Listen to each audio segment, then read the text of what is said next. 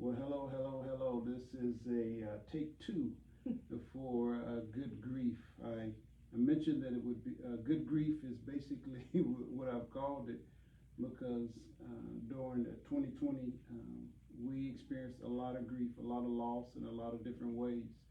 And so, as we deal with grief, we need to do so in a healthy way. And so that's why we've named it Good Grief. I've asked my sister Karen Lewis to come and be a part of this conversation. Sister Karen has been a licensed social worker for how many years? 13.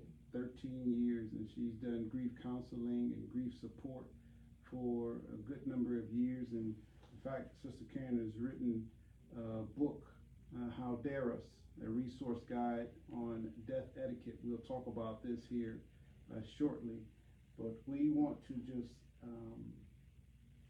address this issue of grief and extend the support to the community.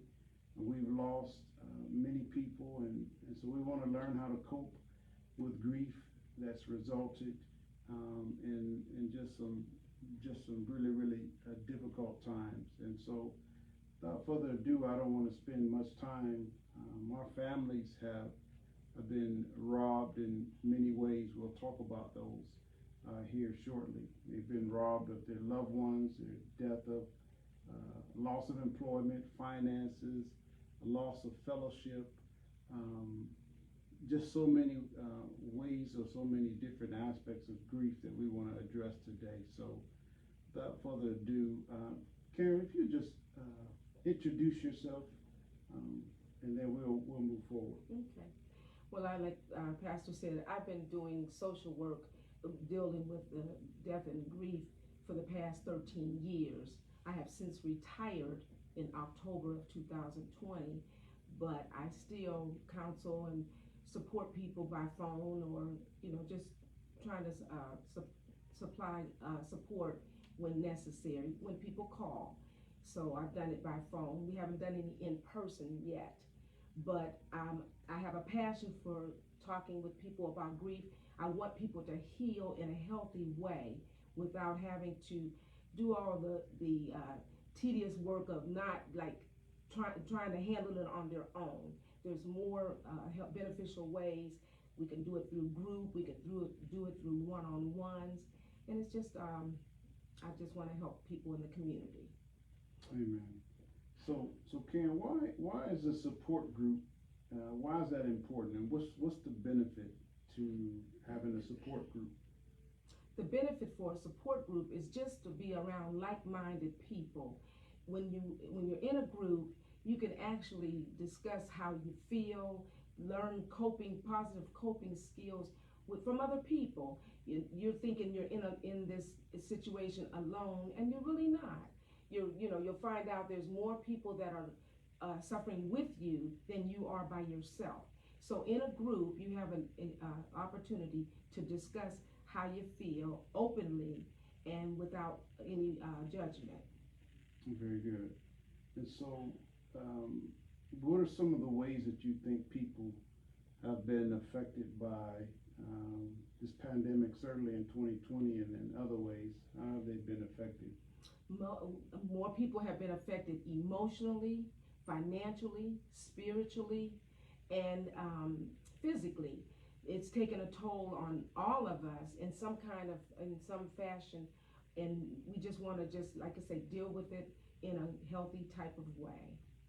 When I've done a good number of funerals, I don't even know how many I've done. I try not to count them.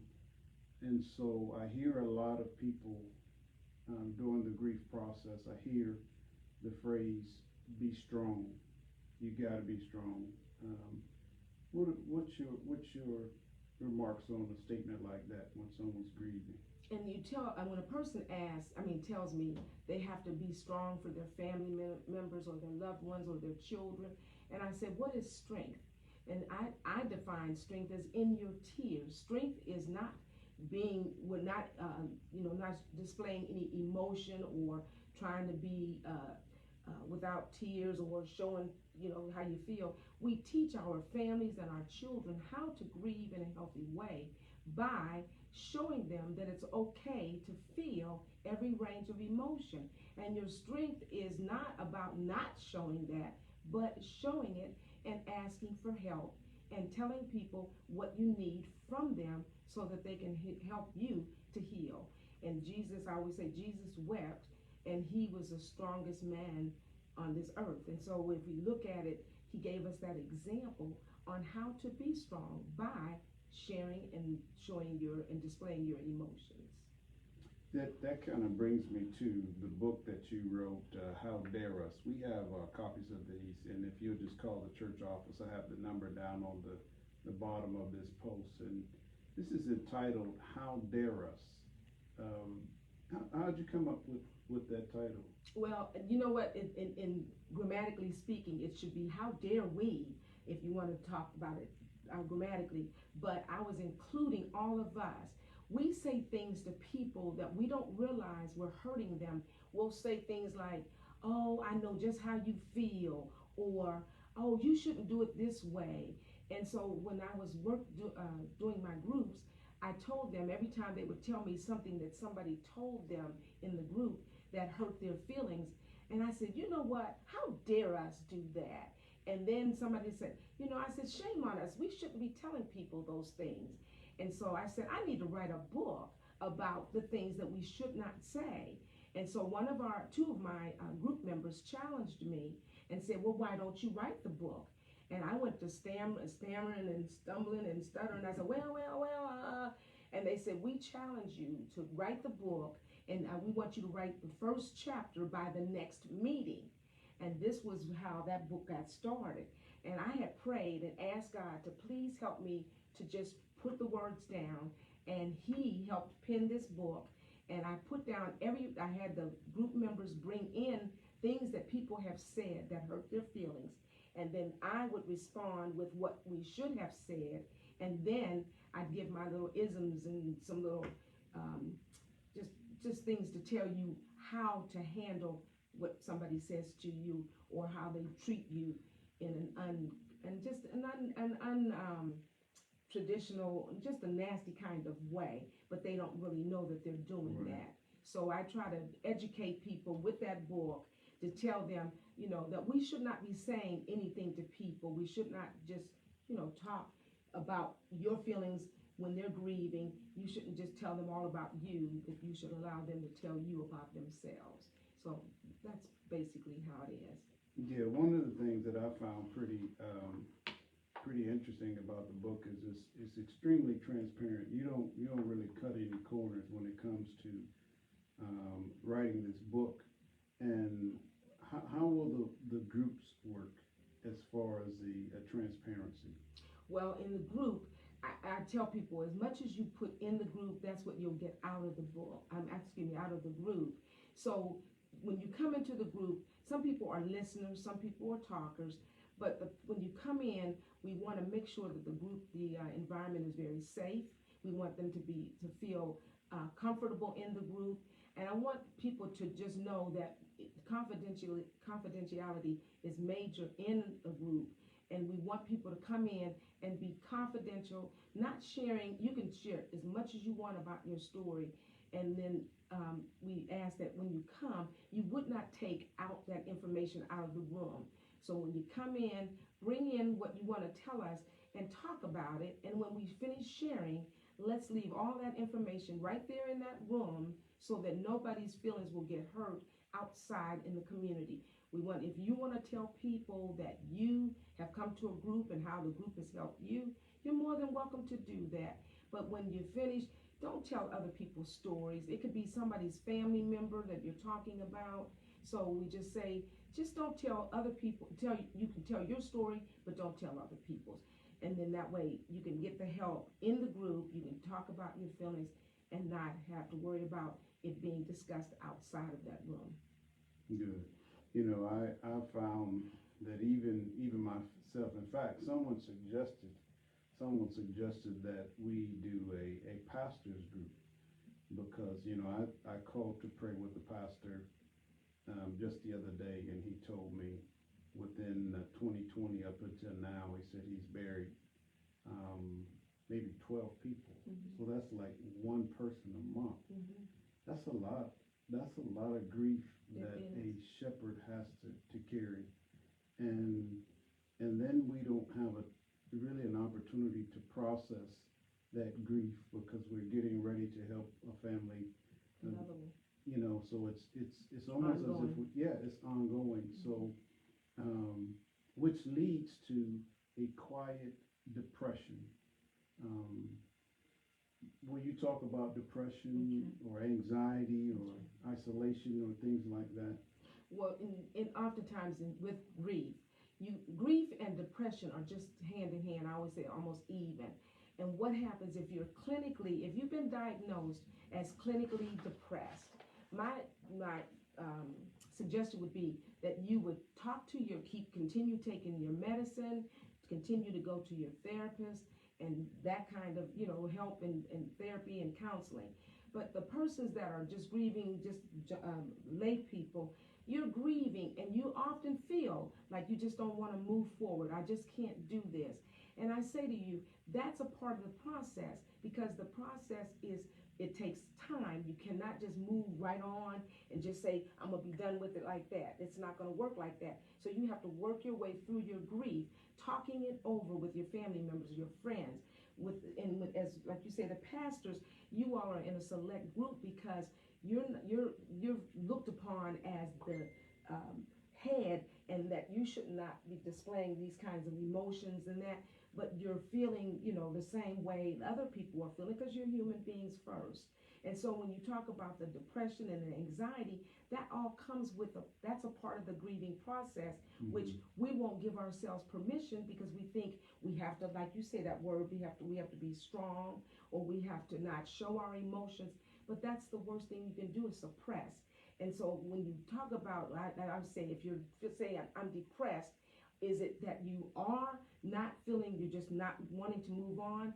And there's a difference between having the feelings of anxiety and those things. That's all a part of that grieving process, and it's nothing wrong with that. But when you're so anxious that it just takes over your entire being, I would suggest talking with someone that's a counselor licensed in group therapy and that. I'm a social worker. I'm licensed for grief.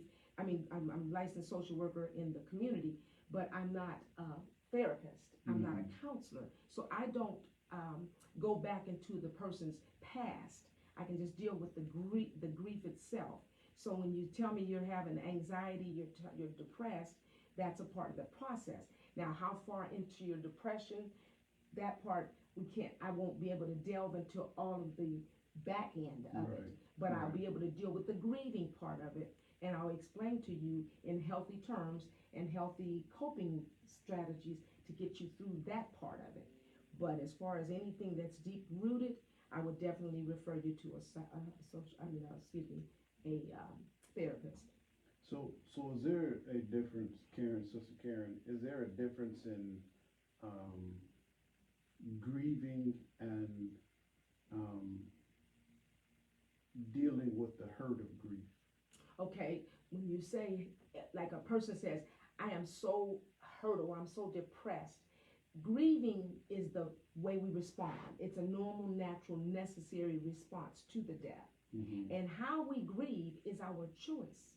So when you're grieving, you might, you feel sad, you feel bad, but that's okay. But when you're saying, I'm hurting, that's a part of the process. You're going to hurt. It doesn't mean that there's something wrong with you, because some people say, I don't grieve. And I say, well, it's a process, and it's normal, and it's necessary, and we all grieve one form. It's an inward inward feeling. And your outward is your mourning. Like people have rituals and like wearing black and that. That's a ritual. That's a mourning period.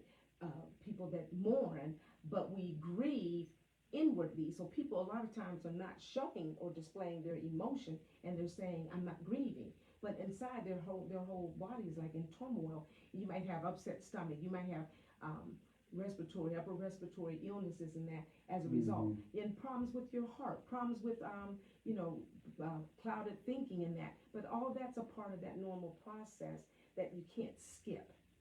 So, when you're saying, hurting people, you're going to hurt in your grief. That's a part of the response. So it's like together. It's not like separate. So you can't say I'm hurting and I'm not grieving, or I'm grieving. You're doing it, but you say I'm not showing my emotions because I don't want people to see how I feel. But if you don't tell people how you feel, people can't read your mind and they don't know how to help you. So if you're doing yourself a disservice by just holding it in. Very good, very good. Well, is this support for just church people, or is this open to anyone? This is a support group for any person in the community in Mahoning, Trumbull, or Columbiana County. You don't have to be a member of any church. You don't have to be associated with any specific group. You're just having to just come with your grieving, your hurts, and bringing those. And what we do is we limit it to 11 people, 12 including myself. And the purpose for that is so that people have an opportunity to share equally. Also, we want to be socially distanced safely, and want to also allow people to have the time to express their feelings. So when you come, you're not coming to, because this is in a church, you're not coming to be preached to, or we're going to talk about the grieving process. We're not talking about individuals and their religious belief. We might mention some things about religion, but if that's an offense, I always ask people, if you're offended, I won't mention the name Jesus. If God, you don't want to talk about God, that's your personal preference. We do not pump either one down your throat. So you can come and feel safe to just talk about how you feel and your hurts, just openly, without, like I said, without judgment. So a lot of times people will be hurting so bad that they feel like they want to die. You shared before that there's a difference between that feeling of wanting to die and wanting the pain to stop. Exactly. Can you talk a little bit more about that? When people say, "Oh, I just don't want to live. I just want to die because I can't go on living without my loved one," and I said, "Do you want to live? Or do you actually want to die, or do you just want the pain to stop?" And most often, people just want the pain of the hurt to go away. And I say, if you allow yourself the permission to grieve and to hurt and to feel, it will subside in time. But you cannot rush the grieving process. But when you say to me, I have a plan to do harm to myself, then we explore the suicidal tendencies. That part I will definitely have to refer you out, because that's out of the scope of my practice. I don't want to try to, I'm not trained to handle suicidal individuals.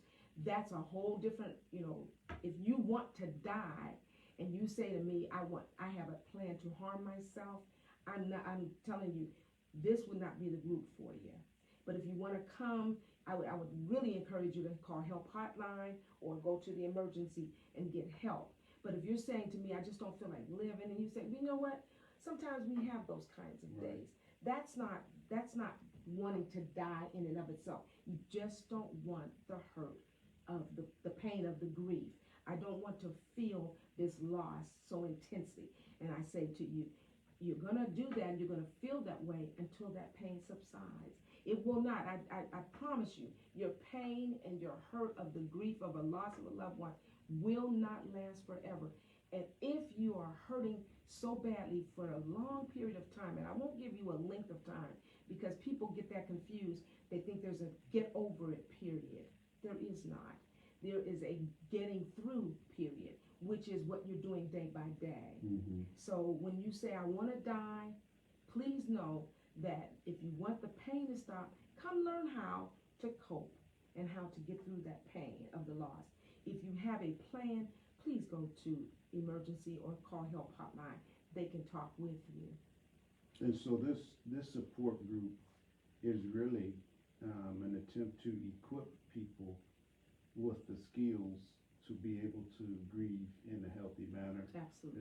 Is that I would say it's going to teach you how to, I'm going to give you resources and tools that will give you a healthy way to handle grief. We're going to talk in a group, talk about your hurt, and then you'll find out again, you're not in this alone, and that people are hurting with you, and they say, well, I do this, and I do this, and that seems to help me. And I always ask them to keep your statements in I statements, because if I say to you, you have to do this, you have to do that, but that might not work for you. So I say to you, I do this, and this has been very, very helpful to me. Mm-hmm. You might want to try that. And if a person says, oh no, I tried that, that doesn't work, well then that doesn't work for every individual.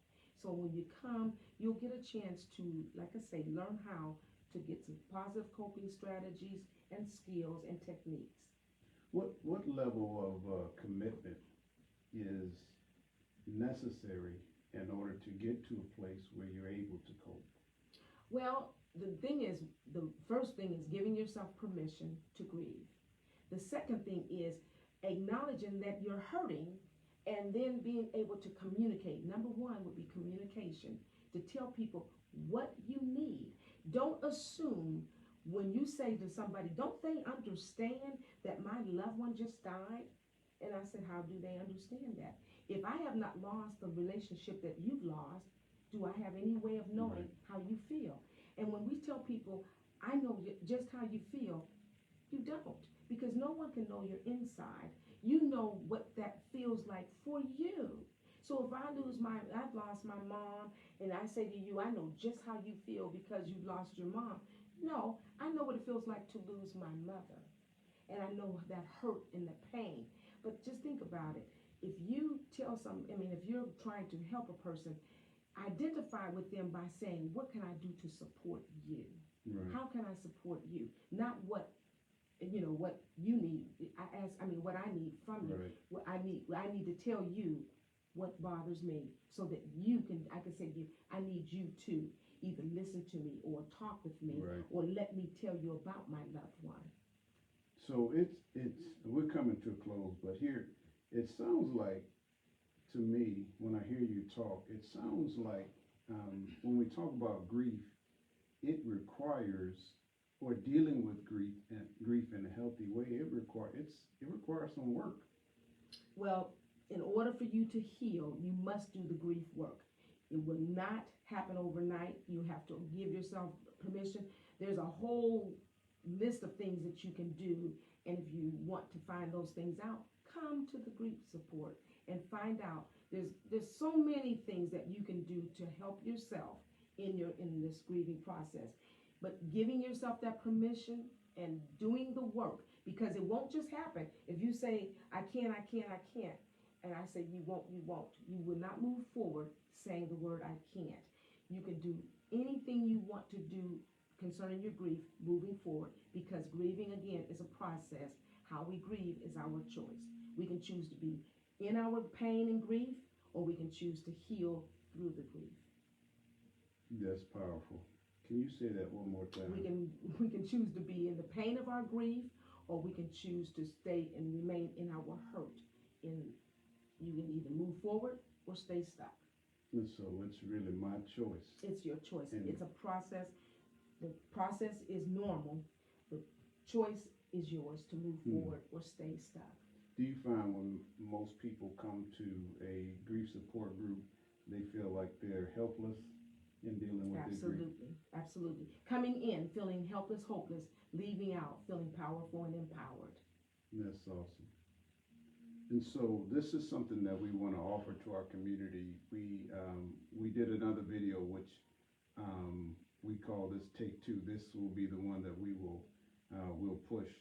If you have questions about how to get involved with this support group, you can call the number below, 330-746-5890. That's our church number. Give them your information. Then we will contact Sister Karen, and then she will contact you, and then we will start to put the group together so that we could all have a good grief. And so, Sister Karen, you have any closing remarks you want to share before we close up? I really don't. I just encourage you all to come and just be a part of the group, learning. The groups will be approximately 6 weeks, and we'll have 2 different groups. We'll have a morning group and an afternoon, an evening group for those that work, and the morning or afternoon group for those who don't. And like I say, the limit is 11 each group, and those will last about 6 weeks. And we'll meet twice a month, and that's going to be here at the church. And we'll make sure that you're safely distanced, and we'll ask that you do wear your mask, and that you can just bring water, but no food or anything. And we'll have tissues, so that, tissues, I always say tears are welcome. Amen. So, is there any cost associated with coming and being a part of this group? Absolutely not. There'll be absolutely no cost to you. So we just say come. It's free. The sessions are going to be an hour and a half, and they'll be free to you and no strings attached. So we are looking forward to meeting with you and helping you learn healthy coping, good grief. Well, we want to just reiterate, if you know someone, and certainly all of us know someone that's dealing with grief, and we might see people and we might say, well, they've been grieving for a long time, and so it may be that they just never learned the coping skills on how to deal with grief. And so this is a great opportunity to be of service to our community, because we all are hurting in one way or another. And so we just want to offer this to our community as a support mechanism so that we can build up our community. Sister Karen, thank you so much for your commitment to helping people grieve in a healthy way. And we look forward to seeing many, many people healed through this ministry. My pleasure. Thanks for having me. You're so welcome.